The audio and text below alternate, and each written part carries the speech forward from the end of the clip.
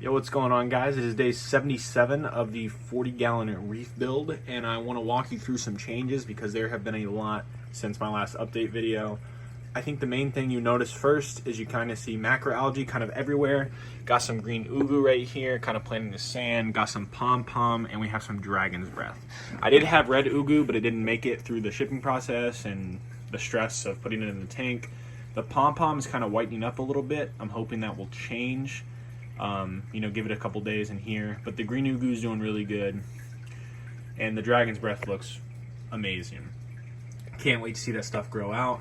Greenstar polyps, they're closed up because I moved them because I had to redo the tank. Should have started off with that. The whole tank is redone, the whole aquascape. It kind of just looks like a pile of rocks, whatever. My 6th line, I hadn't seen them in like a week. And nor the shrimp. And I wanted to see if they were hiding or something like that because I was starting to get concerned because I seen a little bit of a nitrate spike. So the nitrate spike was definitely because they both died. I don't know. They completely just disappeared. I think my crabs got to them before I could. So the shrimp is no longer in here, and the 6-line wrasse, I didn't even show him on camera because as soon as I got him, he was doing good for the first 2 days. I got him to eat, and then just never seen him again. So it sucks, it's unfortunate, but sometimes things happen. So this pulsing zinnia in front here, ever since I started doing these weekly water changes, it's been 2 weeks now, and he has gotten bigger, drastically bigger. So I think that we may be onto something here with these weekly water changes.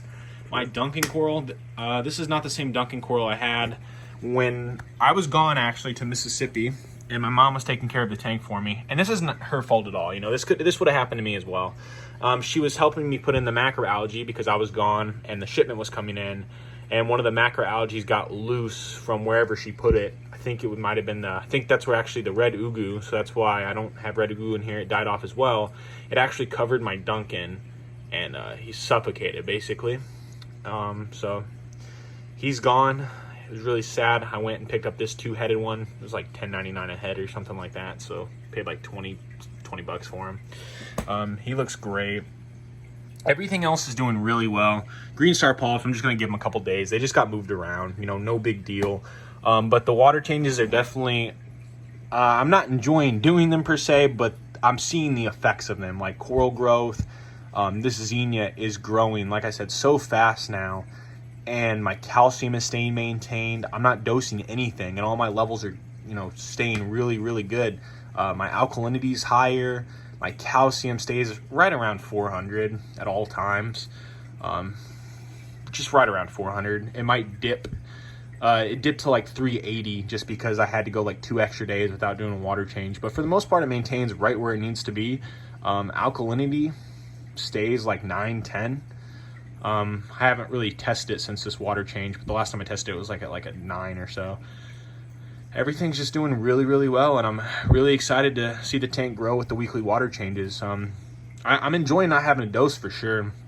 It's a lot easier not having to worry about dosing every single day. I need to top off the tank, as you can see a little bit, but that's really it. I just top off the tank, and I do water changes every Saturday, and the tank's pretty much been maintaining itself. I do feed frozen now, on and off. I'll feed frozen and pellets. When I do feed the frozen, I just unplug the power heads. It doesn't take very much, maybe like not even a 1/4 of the cube. Like they don't eat much, so I just cut a little tiny piece off the cube, thaw it out, and give them that. So they eat a couple pieces and they're good. And then the Gobi, he's over here. He was a little stressed out from the whole moving everything around. He was swimming towards the top all day yesterday, and he would just stay kind of near the power heads. And I was just doing some research, and it was either he could have ick. I'm ruling that out because I think he would have had it by now. Or he could be stressed out due to relocation. Well, this isn't relocation, but I moved everything around. So I think that's what it was. He's been doing great today, swimming on the bottom like he normally does. But yeah, let me know what you guys think of the tank. I'm loving it so far. I can't wait till this macroalgae grows out. This pulsing zinnia, I want it to take off. But it's at the bottom of the sand bed, where it can't really spread onto the rocks per se. There's no corals on the rocks. There's just some macroalgae up there. So All the corals are at the bottom of the tank. Let me know what you guys think. Peace out.